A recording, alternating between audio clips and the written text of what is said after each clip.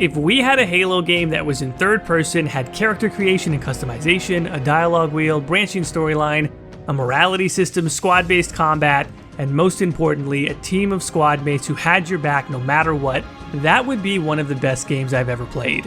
And from a lore and storytelling standpoint, Halo really deserves a Mass Effect style game. Let me explain really quickly. One of the best science fiction stories I've ever experienced in gaming was in a game called Halo Reach.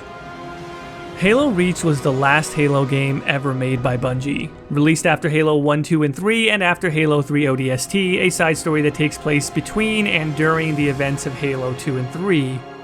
But Reach takes place chronologically before all of them. Reach is a prequel that leads us into the events of the Halo saga, while also punctuating, one last time, why the Halo games made by Bungie were so incredibly poignant and timeless. The setting of Halo Reach is a key human colony world besieged and ultimately fallen to an overwhelming alien invasion. But the true story of Halo Reach is the story of Noble Six and Noble Team. It's a story about sacrifice, duty, and what it means to be a part of a team.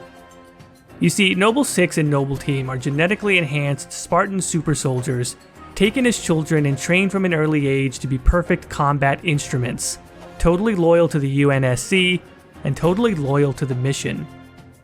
And yet, despite the extreme circumstances of their lives, they can relate, albeit most of the time only to other Spartans. Noble Team, for instance, is a tight-knit group, but they've recently lost one of their members in combat, and Noble Six is assigned to their team as a replacement. To make matters more complicated, Six has a highly classified past and an air of distance to him. In the very first scene of the game, a member of the team is asked whether she read Six's file, and she responds, only the parts that weren't covered in black ink, suggesting that there are things about Noble Six that people at the Office of Naval Intelligence, or ONI as it's commonly called, don't want even other Spartans to know about. Before the team airlifts into their first mission, the Noble Team leader takes Six aside and makes it clear, on Noble Team things are done as a team, quote, that lone wolf stuff stays behind. This short, incredibly succinct scene at the very start of the game makes perfectly clear what the setup is and hooks you into the character dynamics immediately. It sets the stage perfectly, and it has to because like in many first-person shooters, especially the AAA blockbuster kind, story often isn't given long stretches of time to develop. But that doesn't mean that stories in these games are bad. The story of Halo Reach is incredibly good and incredibly brief. I'm not talking about the length of the game itself or how many events unfold during the course of the plot. I mean, the story itself is compact, succinct, simple. A soldier who has typically been a lone wolf joins a team that's reluctant to have him, but they're caught up in an end-of-the-world level battle for the survival of a planet, and that brings them together. That teaches the lone wolf what it means to sacrifice for your team, for humanity. During the events of Halo Reach, the members of Noble Team fight valiantly against overwhelming odds and overwhelming numbers of enemies. And unlike in many other stories, they will not prevail. But we knew that already. Reach is a prequel after all, and we all knew going in that planet Reach was going to fall. One by one, the members of Noble Team fall in battle. They lay down their lives in service of humanity, in service to each other. There's not a lot of story by volume in Reach. Character development doesn't really come by way of dialogue, as much as it does by the actions of the characters themselves. When Noble Six sees his teammates put themselves in harm's way, when he sees them gunned down, when he sees them willingly sacrifice themselves, even for a chance at saving Reach, his character is developing, because those events are changing him.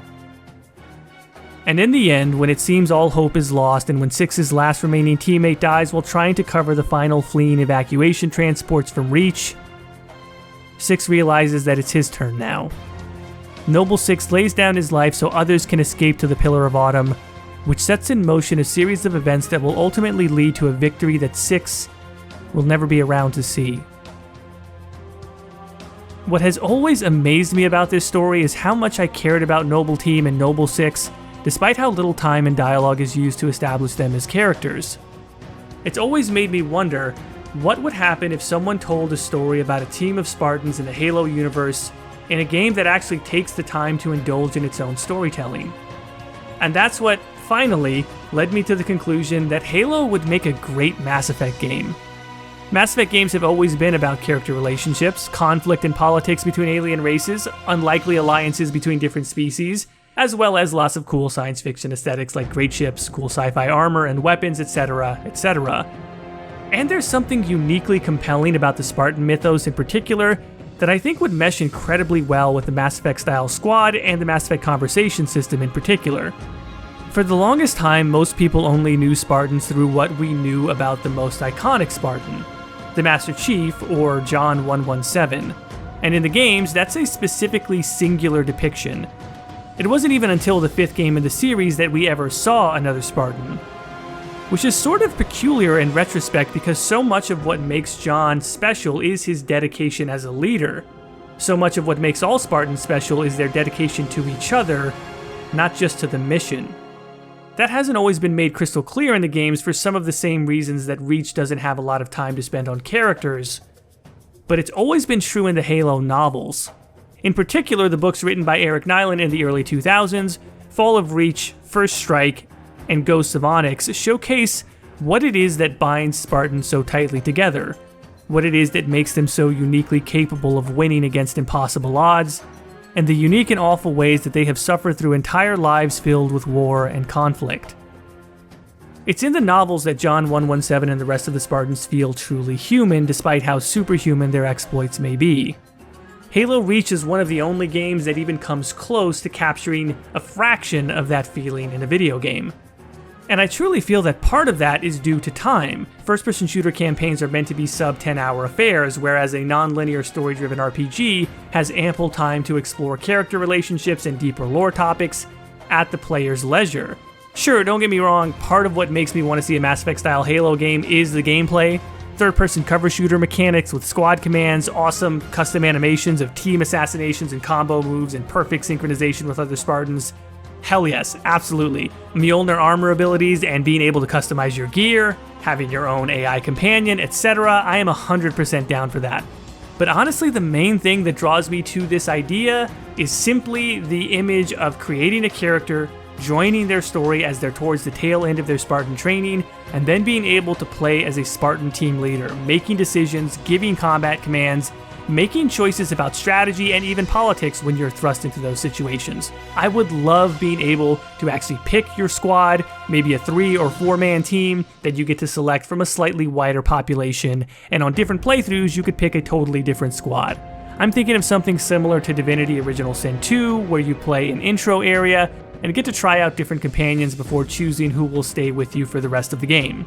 So in the context of Halo lore, maybe this is a new generation of Spartans. A Spartan generation can be anywhere from a few dozen to a couple hundred, and for the purposes of making it feasible in a video game, let's say 6 or 8 characters are available to choose from, but your specific squad will be composed of your character and 3 others.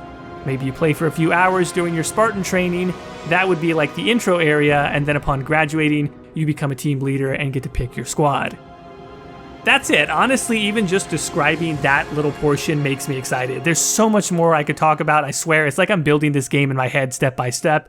But ultimately, I think that's the main sequence or image that I have in my head. Being a Spartan, having that dialogue wheel over my character in their Mjolnir armor about to pick my squad. I have no idea how this could even happen or who Microsoft could tap for this. I mean, they have Obsidian now, they have In Exile, hell, maybe even 343 would want to do it, or the Coalition, who's known for Gears of War now.